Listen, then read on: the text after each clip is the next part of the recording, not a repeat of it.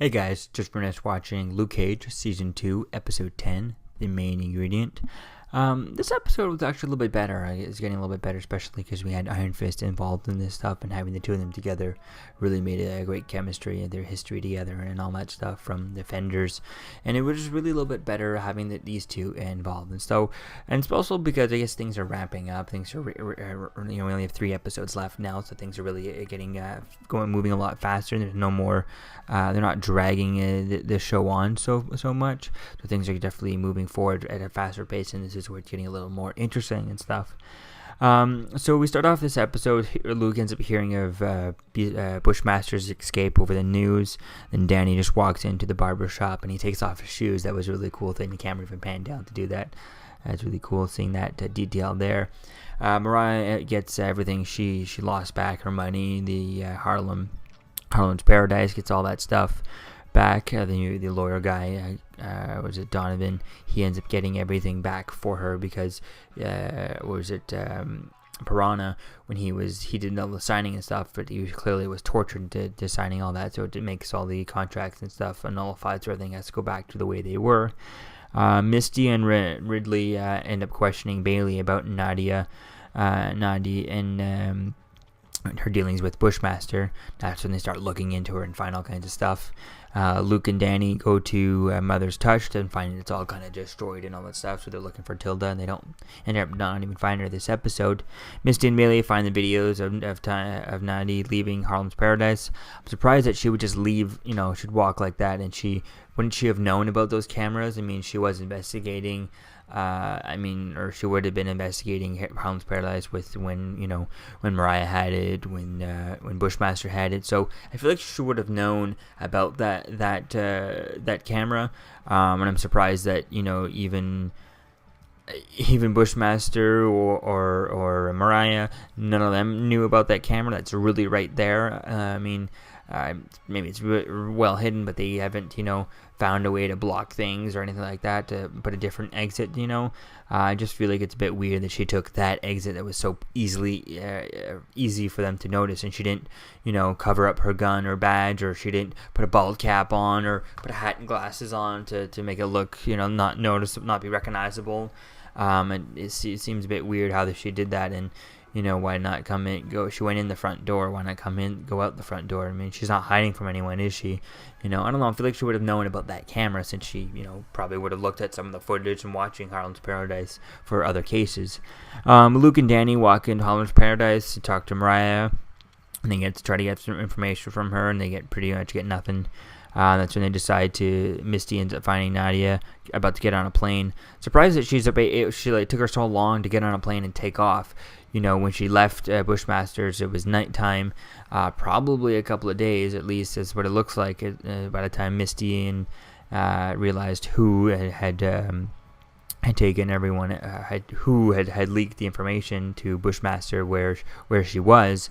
So I don't know, why did she take so long to take off in an airplane? Now, maybe she bought an airplane. She waited that long till she could buy an airplane. But even then, just get a regular ticket, get on a regular plane, and that would have been really a lot better, a lot easier. If she'd gone on a regular passenger plane, it would have been so much difficult for Misty to run in at the last minute to try and stop the plane, because she has to go through the crowds of people. They have to get on the tarmac. She had to let so many different people, whereas she just went to a private airplane and got her private jet, and Misty was able to just drive right up to the plane just like she was able to do. So I don't know why she chose a private plane in that situation. Why not choose just a regular passenger plane, get to somewhere else, another country where they won't, where Misty can't touch you, type thing. Then from there, get a private plane, go back and forth, do all of that stuff, disappear. I'm surprised she even did that rather than doing all the traceable stuff. I mean, she knew that she'd be traced by her phone, by her her Uber rides and her credit card. So why use all that stuff? She's done this in cases and stuff. So it seems a bit weird as to why she didn't do that. Maybe she's on edge because she's not thinking straight, because she was, because she technically wasn't working for Bushmaster the whole time. She just wanted the one payoff. So I guess she was a bit shooken up, and that's why she wasn't thinking clearly. But there's just so many different things that she could have got away with it, knowing how exactly what steps Misty was going to take to do it as a cop and type thing. So why use her cell phone at all for the Uber rides? Why use anything? Just use cash. Just go straight to the ATM. Take out. Maybe it takes a while for Bushmaster to send you the $3 million. He probably puts it in a offshore account and all that stuff. So not directly deposit. That would be too easy. Right? It'd be quite silly. But whatever cash you do have in there, go to the nearest ATM and empty it out. Empty that machine out. Take out as much as you can. Then use cash to take cabs and then take the airplane. Like, it just would have made more sense. She could have done that. She could have been gone, in less than 12 hours. Not even. Like less than 12 hours, be up and gone, just take off. I mean, she just got $3 million. So I feel it's a bit weird as to why she got caught. Did she want to get caught, type thing? I mean, maybe she was all cocky and thinking she was going to get away with it, but I don't know. It's just a lot of little things that, because she was a cop, she should have been able to avoid these steps and not get caught so easily. And then Luke and Danny end up going to see Turk. So we finally get Turk Baird in here, which is pretty cool. Him and Claire are kind of like the Nick Fury of the Netflix stuff. It's pretty cool seeing him around here. Also, wouldn't be a bad idea since everyone keeps beating him up, and they didn't beat him up in this episode, but they did. Luke did break something of his. It would be funny to see him, if he got one of them attacked him and then he lost an eye type thing, so he can actually have a Nick Fury style eye patch. I think that would be quite funny having him with like that. And then they end up finding Bushmaster's crew trying to grow Nightshade in an abandoned warehouse. That's when Danny and Luke team up together and fight. And that scene was so cool between the two of them teaming up and the colors and the stuff. And Danny wearing the Sweet Christmas hoodie on his back there. That was really cool seeing that. And then when Danny, they do the pancake or something. I guess Danny punches Luke straight in the palm of his hand, and because he's holding it, he's able to absorb the blast. But I was thinking about that. It seems a bit weird though that I like the idea and I like the team up move. The combining their powers, and it kind of launched it created a blast shockwave that launched everyone. But you think they would at least hurt Luke Cage, because in the first in Defenders, when Danny punched him in the jaw, he kind of knocked him. He was able to knock him over. Now, obviously, Luke Cage at that point in Defenders wasn't expecting it, so maybe he's able to hold on to it. And I was thinking about the whole second bath that he had in Luke Cage Season 1, but that happened at the end of Luke Cage Season 1, so he had already reinforced his skin going into Defenders. He was already, looked like he was already Judas bulletproof type thing, or at least those small high production Judas bullets. So maybe the bigger Judas bullets fired from the really big rounds from the first season, they might still hurt Luke Cage, but the smaller ones that are more mass produced, those are probably gonna be not effective to Luke. So it's going to be cool to see where things go with that idea, how they team up and doing more of these team up moves. Luke did even throw Danny a few times and stuff. That was pretty cool. And especially when the guy came out with the rocket launcher, and then he throws Danny at him, and I was like, oh, cool. And I expected to see the rocket launcher and then Danny flying in the air as Luke is throwing him and hitting in midair, but he just punches him, and that was a bit anticlimactic when Luke picked him up and threw him. I thought, oh yeah, he's gonna either hit the missile in midair, or he's going to he'll hit the ground just before them and launch them. That would have been a bit cooler, but it looked like Luke threw him and he just kind of regular punched, but with his iron fists, and it didn't do much to them. So I would have liked to have seen when he threw him, and when Danny landed, maybe Luke Cage throws him, and he adds that momentum to the iron fist. So he then punches the ground, and that's enough to launch people way back and knock them out type thing. So that would have been the way I would have done that in that particular scene. And then we see Sugar, who works for Mariah, works for Shade and stuff. He walks away from Mariah as they're walking around with Ethan Shaw, I think is who they're, Sheldon Shaw, Bushmaster's family relative and stuff.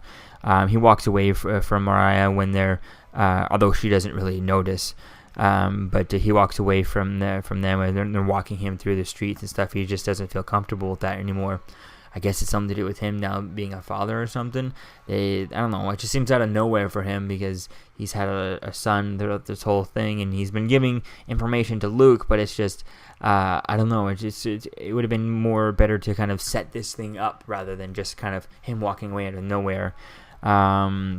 And Mariah ends up killing Bushmaster's, I guess his whole family or his crew or the Jamaicans from that restaurant that Bushmaster hangs out with that kind of liking and stuff. And Shade does not, and then they end up burning Sheldon Shaw alive in the building. In the building, and then when Shade takes off his glasses, you can see he's like teary-eyed, and later on in the episode, he even walks out of, or looks like he walks away from Mariah in Harlem's Paradise, but we don't see exactly what he's. Does he leave the place? Is he leaving her completely?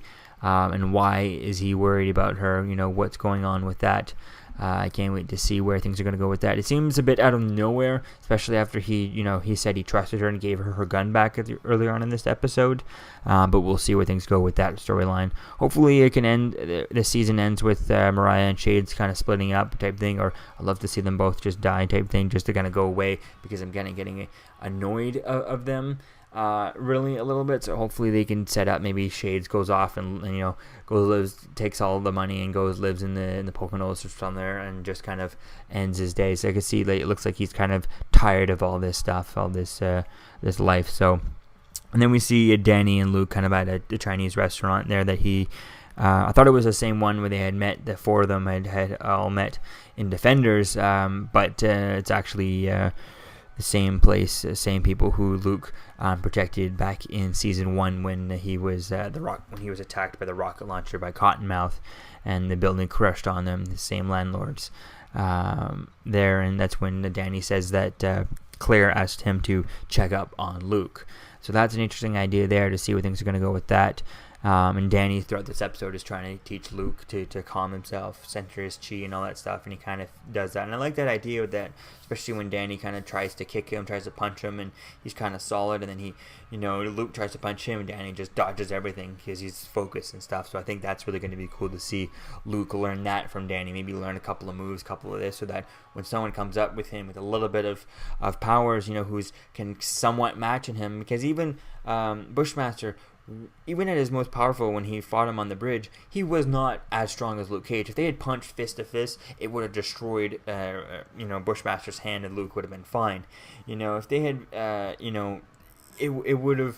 He was a little bit tougher than a normal person, but not as tough as Luke Cage, since the bullets actually bounce off of Luke, but they don't off of him. So, but because he had a little bit of skill, a little bit of martial arts, Luke didn't know anything to do with that. He was just always kind of flailing and never really methodically a martial art type thing. So that would be really cool to see Danny teach Luke a bit more self-defense and how to a little bit of a martial arts, so that he can use some stuff and not just be a straight up brute. Now that's cool when he's fighting regular guys, it's good and all, but when he's fighting someone who's a little bit more stronger, someone who's a little bit skilled, it would be cool to see him know how to actually use his stuff a little bit properly too. I think that's going to be cool to see that, and to have him come out and kind of learning stuff from Danny Rand. Hopefully every time these characters, whenever they cross over like that, they can actually help each other, and each character can be noticeably changed a little bit. And next time Luke goes to fight someone, we can see a little bit of, oh yes, now it's different this time he's fighting, now that he's been trained a little bit by Danny, and we notice a little bit more in his fighting style, a little bit different here and there. I think that would be really cool to see bits of Danny in Luke and is going on to that in his fighting style. And he doesn't need to start super duper training and all that stuff, just a little bit of knowledge that he's not just being the straight up brute and brawler, just kind of flailing. Looks like he doesn't know what he's doing when he's punching, type thing, when he's trying to fight someone. So yeah, it would be cool to see him learn a little bit more from Danny from this. So it's really going to be cool to see, and hopefully we get to see Danny for the rest of the season. That would be really cool, because I'm just kind of disappointed that they let it out so early. They told us so early on that he was going to be in this show, and yet he's only in from episode 10. That's really not enough. They should have kept that as a surprise. Really, I don't see how they couldn't. So yeah, let me know what you think, guys, about this episode in the comments below. Luke Cage Season 2. Episode 10, The Main Ingredient, and I'll see you guys tomorrow night for another episode. Peace out. I'm Captain America, here to talk to you about one of the most valuable traits a soldier or student can have. Subscribing. Sometimes is the key to victory. Sometimes it leads to very little, and it seems like it's not worth it. And you wonder why you waited so long for something so disappointing. How many more of these? You're still here. Don't forget to like, comment, and subscribe, guys. Peace. It's over.